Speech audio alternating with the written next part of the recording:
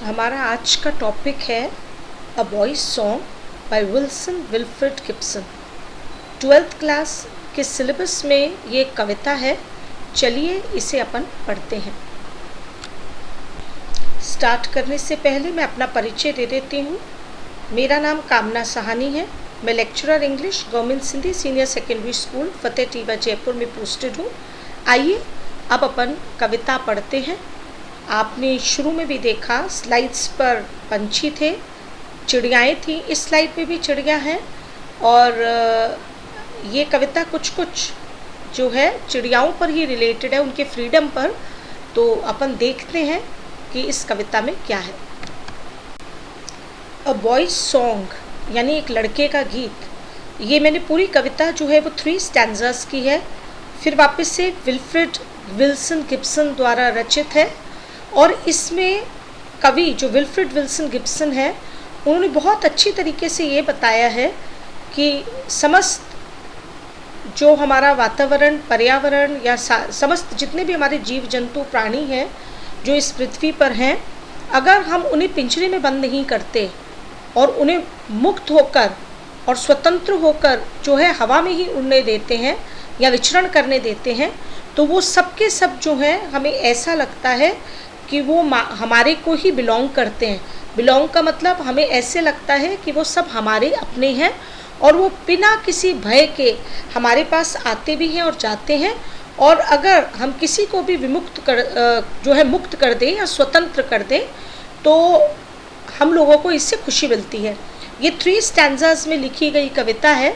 मैं इंग्लिश में पढ़ देती हूँ और एक एक स्टैंजा को मैं अलग अलग समझाऊंगी। A boy's song because I set no snare. मेरे पूर्व की वीडियो में भी मैंने आपको बताया था स्नेर इज़ अ पिंजरा या जाल। Because I set no fear but leave them flying free, all the birds of the air belong to me. From the blue tit on the sloe to the eagle on the height, uncaged they come and go for my delight. And so the sunward way I soar on the eagle's wings, and in my heart all day the blue tit sings. Wilfred Wilson Gibson ये कविता है और इसका भावार्थ, शब्दार्थ सारे अपन आगे की slides में पढ़ेंगे। सबसे पहले अपन थीम ऑफ द पोएम पढ़ते हैं। थीम ऑफ द पोएम का मतलब कविता का सार। सबसे पहले बता दें विल्फ्रेड विल्सन गिब्सन जो है उनका जन्म 1878 में हुआ था और 1902 में उनका निधन हो गया। ये आप देख रहे हैं स्लाइड में बहुत सारे पक्षी हैं और ये जब एक पिंजरे में पक्षी होता है उससे बेटर बहुत अच्छा लगता है अगर हम उसको आकाश में छोड़ दें। तो हमारी जो कविता का सार है वो भी कुछ ऐसा ही है और इसीलिए मैंने इसको जो है उड़ते हुए पंछी इसमें बनाए हैं। अपन पढ़ते हैं। मैं हिंदी में जो है कविता का सार पहले पढ़ के आपको बताती हूँ। कविता प्रकृति में अपने सभी प्राणियों को स्वतंत्रता के अनमोल उपहार के बारे में जो है ये कविता है। यानी कि ये कविता जो है वो स्वतंत्रता का जो एक अनमोल उपहार है वो उसके बारे में हमें बताता है। आप खुद ही इस चीज़ को महसूस कर सकते हैं, स्वयं महसूस कर सकते हैं। आजकल हम लॉकडाउन में सब लोग घर पर हैं और किस तरीके से जब एक ही जगह पे हमको जो है बंद कर दिया जाता है या वही स्थिति हमारी हो चुकी है जैसे पक्षियों को हम केज में डाल देते हैं, पिंजरे में डाल देते हैं।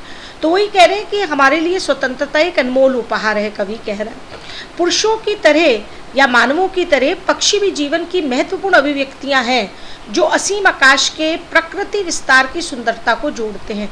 इसका अर्थ ये कि हमारे जीवन में केवल ना इंसान के इस जीवन में पृथ्वी के ऊपर में केवल इंसान जो है वही उसी का जीवन महत्वपूर्ण नहीं है, लेकिन जितने भी जीवित पक्षी हैं, जानवर हैं, सब इसकी सुंदरता में जो है अपना योगदान देते हैं।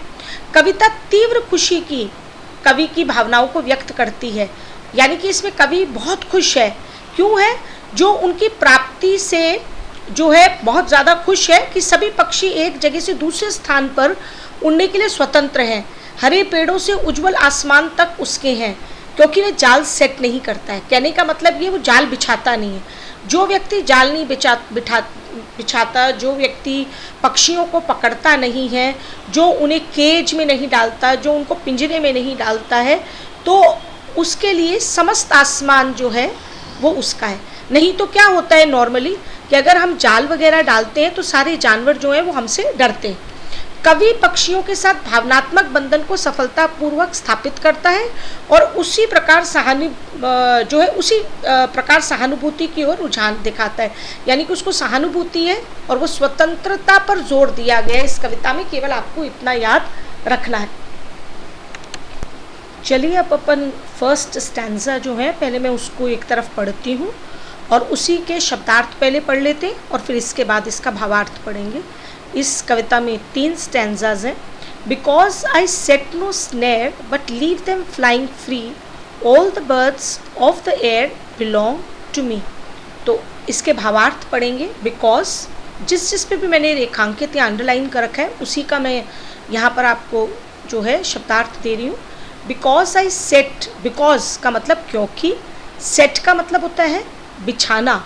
जब भी पक्षियों को हम फंसाने लगते, कोई शिकारी फंसाता है तो वो जाल को बिछाता है, तो वो सेट का मतलब होता है बिछाना। स्नेर का मतलब होता है जाल या फंदा। But leave them flying free, leave का मतलब होता है छोड़ देना। फ्लाइंग का मतलब तो आपको मालूम है उड़ने के लिए या आकाश में विचरण करने के लिए। फ्री का मतलब यहाँ पर होता है स्वतंत्र। फ्री का मतलब मुफ्त भी होता है, लेकिन यहाँ पर फ्री का मतलब है स्वतंत्र। ऑल द बर्ड्स, बर्ड्स का तो मतलब हो गया पक्षी, और ऑल द बर्ड्स का मतलब हो गया समस्त पक्षी। बिलोंग ऑफ द एयर, अब यहाँ पे एयर का मतलब है हवा में उड़ने वाले, पर्यावरण में उड़ने वाले, या आप इसको हवा समझ लीजिए। Belong to me, belong to me का मतलब है सब मेरे हैं। चलिए इसका भावार्थ पढ़ते हैं। Because I set no snare, क्योंकि मैं पक्षियों को फंसाने के लिए जाल या फंदा नहीं बिछाता। कवि कह रहे हैं, शुरुआत कर रहे हैं कि मैं, क्योंकि स्वतंत्रता पर है ये कविता, इसलिए वो शुरुआत भी इसी से कह रहे हैं। Because I set no snare, क्योंकि मैं पक्षियों को फंसाने के लिए जाल या फंदा नहीं बिछाता। But leave them flying free, लेकिन मैं, लीव यानी छोड़ना, मैं उन्हें छोड़ देता हूँ, मुक्त और स्वतंत्र उड़ने के लिए छोड़ देता हूँ। All the birds of the air belong to me, all the birds of the air का मतलब इसलिए हवा में विचरण करने वाले सारे पक्षी, चाहे वो छोटी हो चिड़िया हो, चाहे वो बड़ी हो, चाहे वो कबूतर हो, चाहे वो बाज हो, चाहे कोई भी हो, कैसा कोई भी पक्षी हो जो इस हवा में विचरण करता है, बिलोंग टू मी, तो वो सबके सब किसके हैं, वो मेरे हैं। अब इसी कविता को वो आगे बढ़ाते हुए जो है आगे चलता है और सेकंड स्टैंजा पर अपन पहुंच जाते हैं। सेकंड स्टैंजास के पहले अपन पढ़ेंगे वर्ड मीनिंग्स, और वर्ड मीनिंग्स में आप ध्यानपूर्वक देखेंगे, अगर आप अपने राइट हैंड साइड पर देखेंगे जहाँ पे मैंने शब्दार्थ के अर्थ लिखे हैं, तो आपने देखा होगा कि मैंने कई ऐसे जो हैं चित्र भी लगाए हैं जिससे आपको क्लियर हो जाएगा कि असल में चीज़ क्या होती है, मतलब उसमें जो वर्ड्स हैं वो कैसे हैं। अब इधर है from the blue tit on the sloe, ठीक है, ब्लू टिट पे अंडरलाइन है, ऑन पर और sloe. To the eagle on the height uncage they come and go for my delight. अब जितने रेखांकित वर्ड हैं उन्हें मैंने यहाँ पर समझाया है। सबसे पहले अपन देखते हैं ब्लू टिट। ब्लू टिट एक छोटी नीली चिड़िया होती है। आप देख रहे हैं ये जो हवा में मैंने देखा एक चिड़िया उड़ रही है, इसी चिड़िया को अपन जो है ब्लू टिट कहते हैं। लगती देखिए कबूतर जैसी लग रही है, लेकिन ये ब्लू कलर की होती है, इसलिए ब्लू कलर की कहते हैं। और ब्लू टिट ये बिल्कुल एक छोटी सी नीली चिड़िया है, यानी बहुत छोटी सी चिड़िया को यहाँ पर इन्होंने बताया, क्योंकि कविता में कवि तुलना करेगा छोटी चिड़िया से और बड़ी चिड़िया से। ऑन का मतलब आप सबको पता है ऊपर, और ऑन द स्लो, स्लो का मतलब होता है जंगली नीला बेर। आप देख रहे हैं उसके नीचे जो नीली नीली ब्लूबेरीज हैं, वैसा एक नीले बेर का पेड़ होता है, उसके ऊपर ये चिड़िया बैठी हुई है। वैसे तो देखा जाए तो उन्होंने कहा ऑन द स्लो, यानी कि वो इतनी छोटी कि उस बेर पर भी बैठ सकती है, ये जंगली नीला बेर होता है।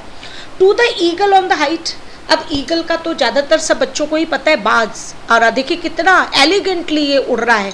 अगर अपन इसको ईगल के सामने देखें, ब्राउन कलर की जो मैंने चिड़िया आपको दी है, ये बहुत ऊंचाई पर उड़ता है, सबने देखा है, और ये ईगल है। ऑन द हाइट का मतलब होता है ऊंचाई। अब ब्लू टिट क्योंकि छोटी चिड़िया है, ये नीचे उड़ती है बेर के पेड़ तक, और जो बाज है वो बहुत ऊंचाई पे चढ़ता है। अनकेज दे कम एंड गो। अब ध्यान देखिए, अनकेज्ड का मतलब होता है मुक्त रूप से, पिंजरे में बंद नहीं है। ये जो पिंजरा बना हुआ है इसमें से पक्षी उड़ गया है, यानी कि हम कभी भी इसको केज नहीं करता हूँ, वो आते हैं मेरे पास और चले जाते हैं अनकेज, पिंजरे में, फॉर माई डिलाइट। और जब वो मेरे पास आते हैं, अगर कोई भी पक्षी अपने पास आ जाता है तो अपन को क्या होता है, खुशी या आनंद या प्रसन्नता की प्राप्ति होती है। तो डिलाइट का मतलब है खुशी, आनंद और प्रसन्नता। अब अपन आगे इसका अर्थ समझते हैं। अब अपन सेकंड स्टैंजा जो है उसका एक्सप्लेनेशन या भावार्थ पढ़ते हैं। From the blue tit on the slow. अब यहाँ पर दो कविता में याद रखें, दो जो हैं पक्षियों की तुलना की है, एक ब्लू टिट और एक ईगल। ब्लू टिट एक छोटी सी चिड़िया है जो थोड़ी ऊंचाई पर उड़ती है, और एक ईगल जो बड़ा भी है, बाज जिसको अपन कहते हैं, और वो बहुत ऊंचाई पर उड़ता है। तो पहली लाइन में है from the blue tit on the slope, जंगली नीले बेर के वृक्ष पर बैठी छोटी सी चिड़िया ब्लू टिट से लेकर, तो यहाँ से तुलना चालू हो गई। फ्रॉम यानी से, जो स्लोप यानी जंगली बेर पर बैठी हुई एक ब्लू टिट है उससे लेकर to the eagle on the height.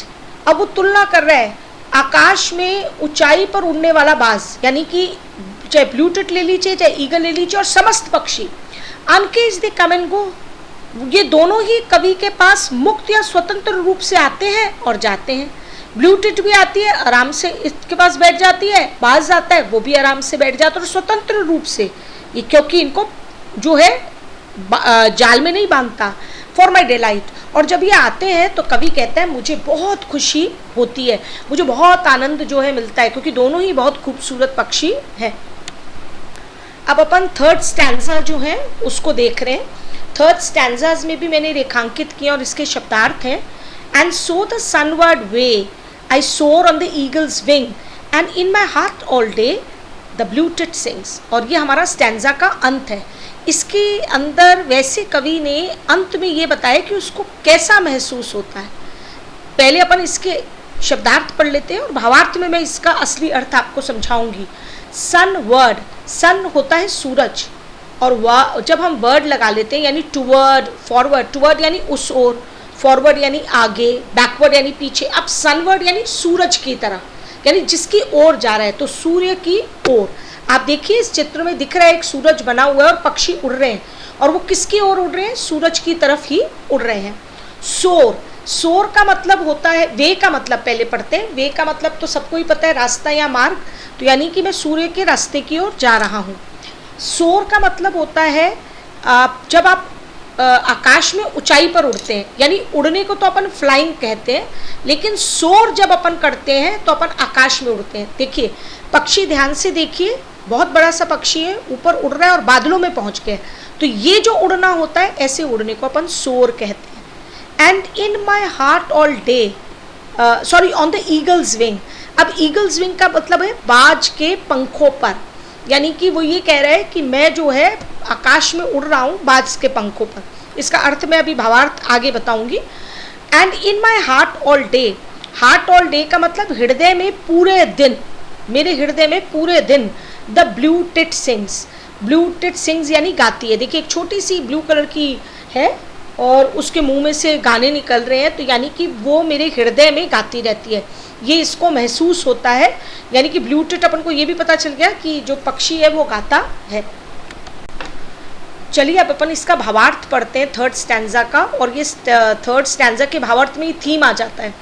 And so the sunward way I soar on the eagle's wings, and so the sunward way, और सो द सनवर्ड वे का मतलब और इसी प्रकार से मैं सूर्य की ओर या सूर्य के रास्ते की ओर, आई soar on the eagles wing, मैं आकाश में बहुत ऊंचे ऊंचाई पर चढ़ता हूँ। अब देखिए आप तो बाज के जो है पंखों पर हम बैठ नहीं सकते, और बाज हमें उठा के सूरज तक भी नहीं ले जा सकता, लेकिन इसमें कवि ने ये कहा है कि जब वो आकाश में बाज को बहुत ऊंचाई पर विचरित करते हुए मुक्त होके, स्वतंत्र होके उड़ता हुआ देखता है, तो उसको ऐसा लगता है कि मानो वह भी उसके साथ साथ में उड़ रहा है, और जो आनंद और प्रसन्नता की प्राप्ति उस बाज को हो रही है उड़ने में, वही प्रसन्नता कवि को भी हो रही है, उसको स्वतंत्र और मुक्त होकर आकाश में विचरित करते हुए। ये इसका अर्थ है।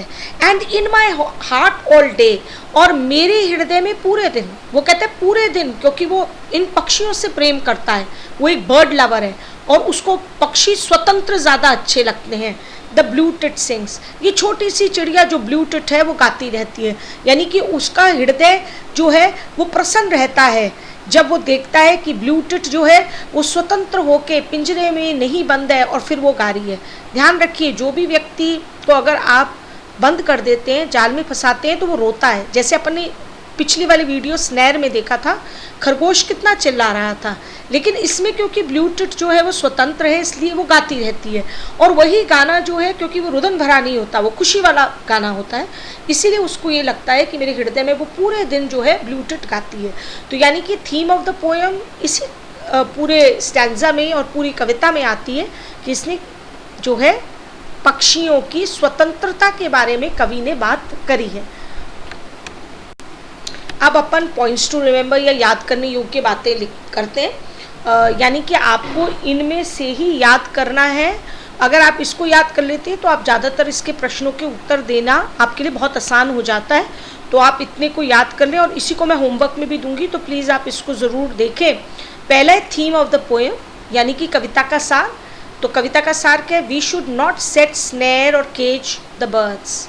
आप देखिए, सेट बिछाना, स्नेर यानी पिंजरा, जाल, हमें कभी भी पक्षियों के लिए जाल नहीं बिछाना चाहिए, और केज द बर्ड्स, और फिर उनको पकड़ के हमको पिंजरे में भी नहीं डालना चाहिए, तो क्योंकि वो खुश नहीं रहते।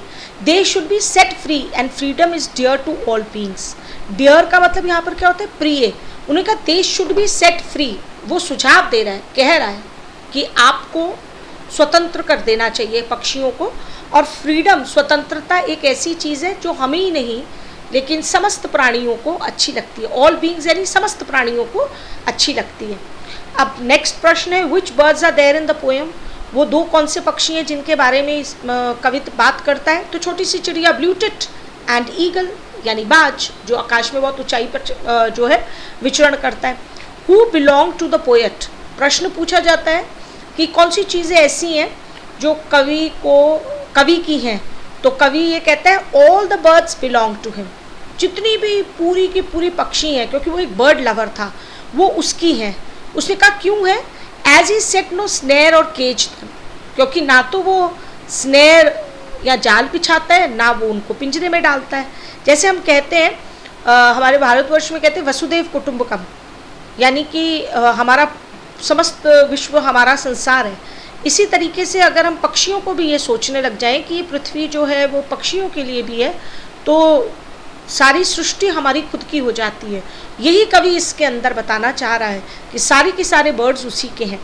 एक्सप्लेन, कई बार पूछा जाता है कि आप समझाएं आई सोर ऑन ईगल्स विंग का क्या मतलब है। तो इसका मतलब है he enjoy seeing the eagle flying high in the sky.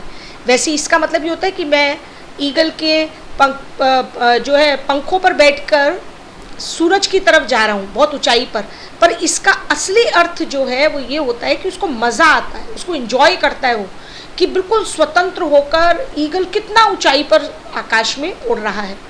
Sunward way, sunward वे का मतलब क्या होता है? It means to start a journey towards the sun, to start journey यानी कि अपनी यात्रा सूरज की तरफ शुरू करना।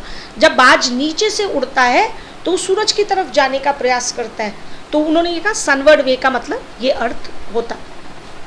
तो यही चीज़ आपको मैं होमवर्क में भी दूंगी, आप प्लीज़ इसको कॉपी करेंगे और याद करेंगे। चलिए, अब अपना होमवर्क आ गया, और होमवर्क तो वैसे मैं पहले ही बता चुकी हूँ। Learn and write all the points to remember. इसके पहला वाला जो अपन ने देखा था स्क्रीन, उस स्क्रीन पर गृहकारी जो भी था, याद जो भी क्वेश्चन आंसर्स मैंने 4 या 5 दिए हैं, वो आपको उन बिंदुओं को याद करना है और लिखना है। अगर आप इसको याद कर लेंगे तो आपके लिए बहुत सरल हो जाएगा इस कविता का भावार्थ करना भी। वैसे भावार्थ आता नहीं है, लेकिन उसके क्वेश्चन आंसर्स को अटेम्प्ट करना आपके लिए बहुत आसान हो जाएगा। तो आप प्लीज़ इसको करें। And a big thank you to all of you. जिस तरीके से ये पुल कर रहे हैं ना थैंक यू को, उसी तरीके से ज्ञान को भी पुल करने की कोशिश करें, और आप जो है याद करें और होमवर्क भी करें। Thank you so much. Thank you for watching.